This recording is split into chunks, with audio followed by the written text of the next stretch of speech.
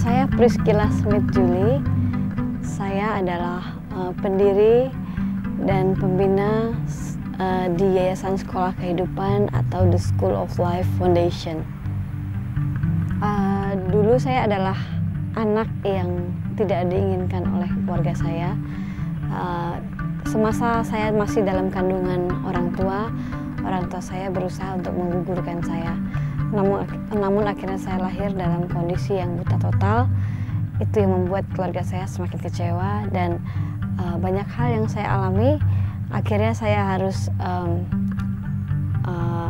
merantau dan saya harus mengalami hal-hal yang negatif yang saya merasa bahwa tidak ada artinya saya hidup di dunia. Sampai akhirnya saya menemukan yang disebut cahaya hati. Titik balik dari hidup saya ketika saya bertemu dengan Tuhan dan menerima Tuhan Yesus menjadi Tuhan dan Juru Selamat secara pribadi.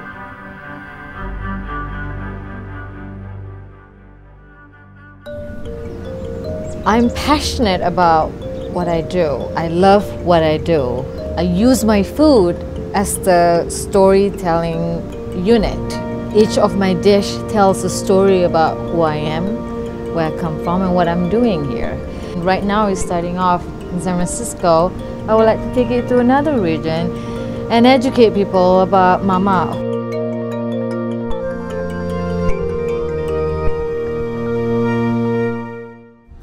I think people are often surprised. They go in thinking their experience will be one thing and they'll say, I got all these other things out of it I didn't even anticipate. So people get a lot from it. That creation of a special place for neighborhood really tends to bring people together and keep them together so they continue to take care of it for years after it's been created. And no, whenever I come out here now, I can see neighbors, I can see friends, we can chat, we can dream together. That's fantastic. God makes me feel quite proud. One of the best things that's ever happened to me. By supporting parks and open spaces, you too can feel instant gratification. Join me and SF Parks Alliance in beautifying our city, our parks. For more information, please visit sfparksalliance.org.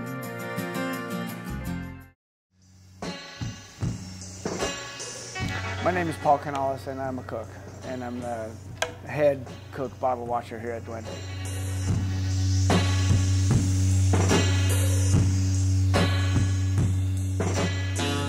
So my dad is Basque and from San Sebastian, that's his heritage.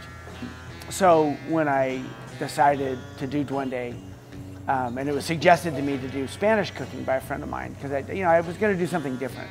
So when it was suggested to me, it made perfect sense.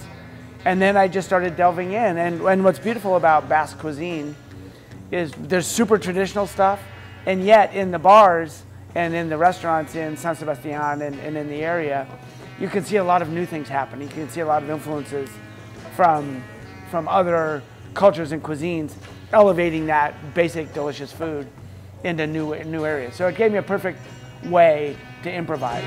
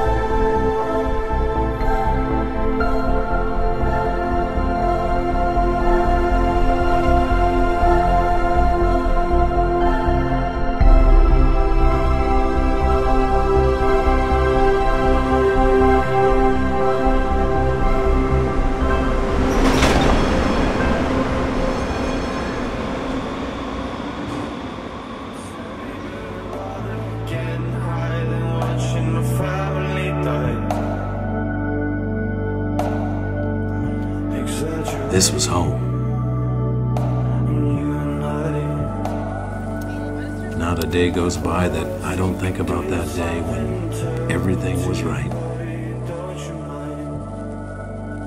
If I could talk to the kid I was all those years ago, I'd tell him everything we did meant something.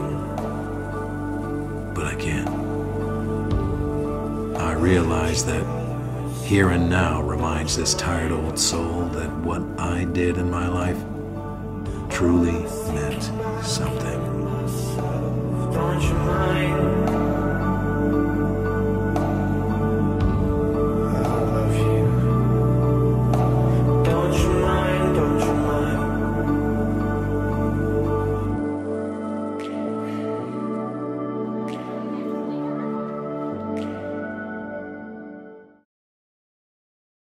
Do you want to provide a special tax loophole for hedge fund managers and private equity managers, or do you want to provide something for people who have been unemployed for more than 6 months and who have no income at all? I don't think it's much of a choice.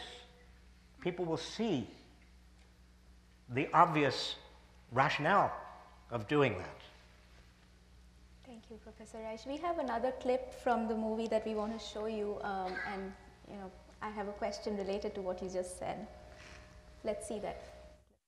Look, the most important thing to understand is that consumer spending is 70% of the United States economy.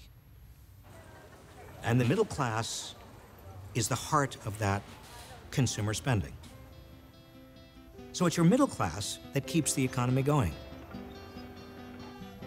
There's no way you can sustain the economy over the long term without a strong and vibrant and growing middle class. Can't be done.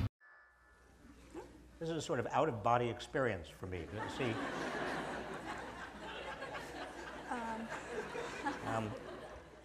But anyway, your question. I'd spent my whole life hearing that environmentalism was something that rich white people did who had taken care of their other problems, and that if you worried where your next meal was coming from, you wouldn't be an environmentalist, and on and on.